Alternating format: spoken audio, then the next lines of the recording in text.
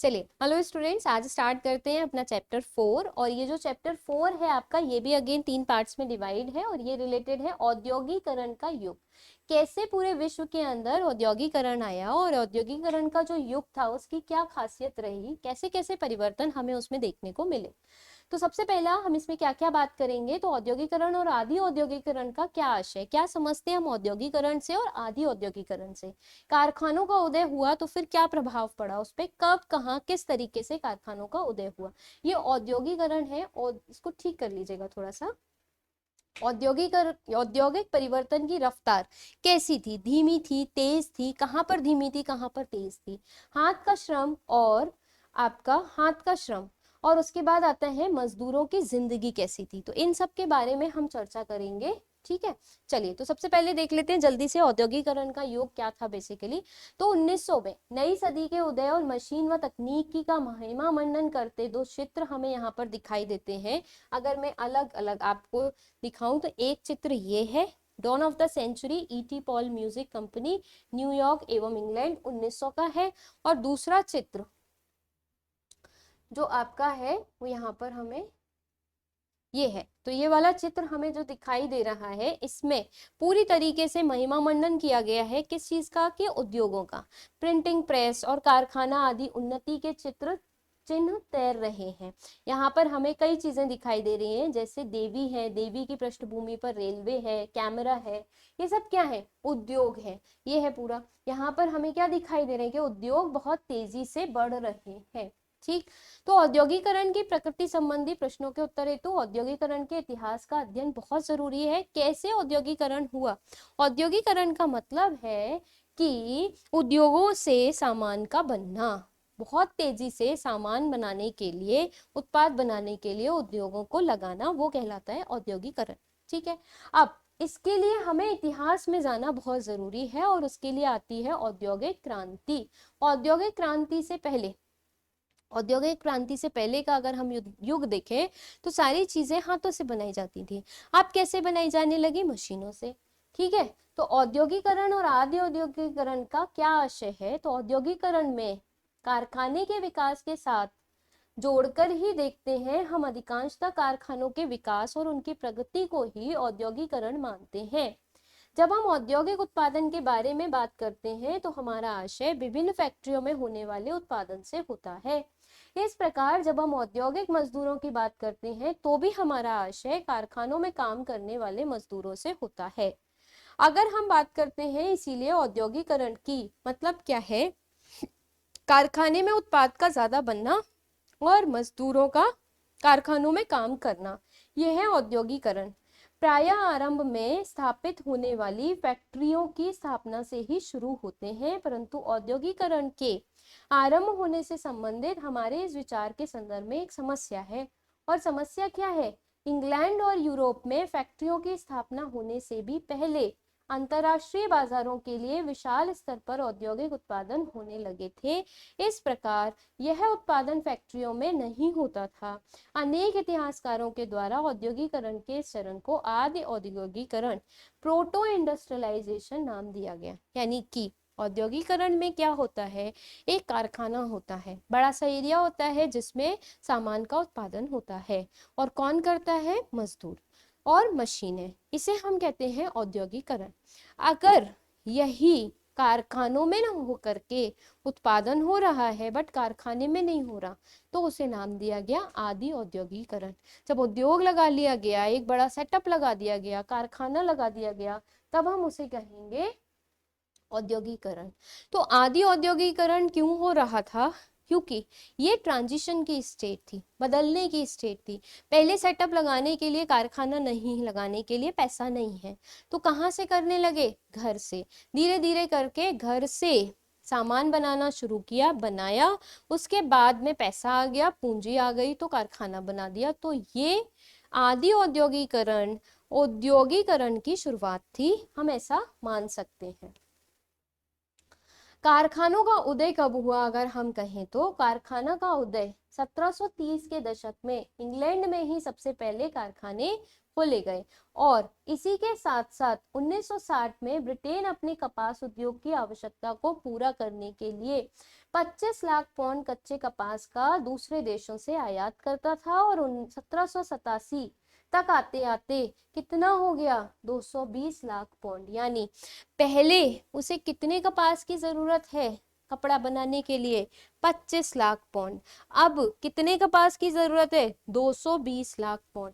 तो कच्चे कपास की आवश्यकता ब्रिटेन में, इंग्लैंड में बढ़ी। इसका मतलब इंग्लैंड में औद्योगिकीकरण हो रहा है, क्योंकि उद्योगों में ही तो कच्चा माल फाइनल गुड्स में बनाया जाता है, चेंज किया जाता है। ठीक है। कपास के उत्पादन वृद्धि में सहायक कारण। अब कपास का उत्पादन और वृद्धि में सहायक कारण, अब कपास की जब मांग बढ़ेगी तो कपास का उत्पादन भी बढ़ाना पड़ेगा। ठीक है, तो कपास का उत्पादन भी बढ़ाना पड़ेगा। तो क्या करा गया, 18वीं शताब्दी में कई आविष्कार हुए जिन्होंने उत्पादन प्रक्रिया के प्रत्येक चरण, ऐंठना, कार्डिंग, कताई, लपेटना संबंधित कार्यों की कुशलता में वृद्धि कर दी। कपास उद्योग में प्रति मजदूर उत्पादन में वृद्धि हो गई। ठीक है, पहले क्या होता था, कपास को लेकर के सूत काटना, हाथ से काटा जाता था। धीरे धीरे करके क्या हुआ, मशीन आ गई, डाल देते हैं कच्चा कपास मशीन के अंदर और धागा बन के निकल आता है। धागे को डाल देते हैं मशीन के अंदर तो कपड़ा बन के निकल आता है, फिर कपड़े की सिलाई कर देते हैं। तो ये तकनीक का विकास था जिसने कपास उद्योग को आगे बढ़ा दिया। ठीक है, नेक्स्ट आता है औद्योगिक परिवर्तन की रफ्तार। औद्योगिक परिवर्तन की जो रफ्तार थी वो बहुत तेज थी। इंग्लैंड में औद्योगिकरण की प्रक्रिया की गति बहुत तीव्र थी। क्या औद्योगिकरण का आशय केवल फैक्ट्रियों में होने वाले उत्पादन से ही था? नहीं, आदि औद्योगिकरण भी औद्योगिकरण का ही एक हिस्सा है। सूती उद्योग व कपास ब्रिटेन के सर्वाधिक विकसित उद्योग थे। तो बहुत विकसित उद्योग थे। हमने जस्ट अभी देखा कपास की डिमांड इतनी बढ़ गई है, इसका मतलब बहुत विकसित है वहां के कपास उद्योग। इंग्लैंड में परंपरागत या घरेलू उद्योगों का कुल उत्पादन के क्षेत्र में अधिक योगदान, बहुत अच्छा खासा योगदान था वहां पर। कुल उत्पादन के क्षेत्र में बहुत ज्यादा आपका जो था इंग्लैंड में परंपरागत या घरेलू उद्योगों का, जो घरेलू उद्योग चल रहे थे वो जब जब उद्योगिकरण होगा तो घरेलू उद्योग खत्म होने लगेंगे। देखिए, जैसे जैसे औद्योगिकीकरण बढ़ेगा घरेलू उद्योग खत्म होने लगेंगे। पहले घरेलू उद्योग मतलब जो घर में उद्योग चल रहे हैं, छोटे उद्योग जो चल रहे हैं, बड़ी एक कंपनी लग जाती है। जैसे फॉर एग्जाम्पल अगर हम कहें, पहले घर में ही बहुत सारे प्रोडक्ट बनाए जाते थे, पापड़ हो गया, अचार हो गया। अब हमारे पास में क्या आ गया, चिप्स के लिए लेस, निलॉन्स, ये क्या है, उद्योग है। वहां पर बहुत बड़ी मात्रा में बनाए जा रहे हैं। इन्होंने क्या खत्म कर दिया, घरेलू उद्योग को। तो यही यहाँ पर भी हुआ कि परंपरागत और घरेलू उद्योग जब औद्योगिकीकरण होगा तो क्या होगा, खत्म होने लगेंगे। तकनीकी या प्रौद्योगिक विकास की गति धीमी होने के कारण और भाप के इंजन का उदाहरण। देखिए, तकनीकी या प्रौद्योगिक विकास की गति धीमी हुई और भाप के इंजन का उदाहरण हम उसमें देख सकते हैं कि गति अभी भी धीमी थी। इसके प्रमुख कारण थे, हम अभी भी उतना तकनीकी रूप से, हमारे यहाँ पर प्रौद्योगिकी रूप से अभी भी हम उतने आप कह सकते हैं संपन्न नहीं थे। कई कारण थे। पहली बात तो एक कारण था कि नई तकनीकी महंगी थी। हम बहुत जल्दी से किसी नई तकनीकी को नहीं अपना पाते हैं, हम टेक्नो फ्रेंडली बहुत ज्यादा नहीं हो पाते हैं। सबसे पहली वजह है महंगा होना। ठीक, मोबाइल फोन सबको अच्छा लगता है, सब लेना भी चाहते हैं पर ले नहीं पाते हैं। क्यों? क्योंकि महंगा होता है। ठीक है, सौदागर व व्यापारी नई तकनीक का प्रयोग करने से पहले काफी सोच विचार करते थे। प्रयोग पर अभी भी पूर्ण विश्वास नहीं था।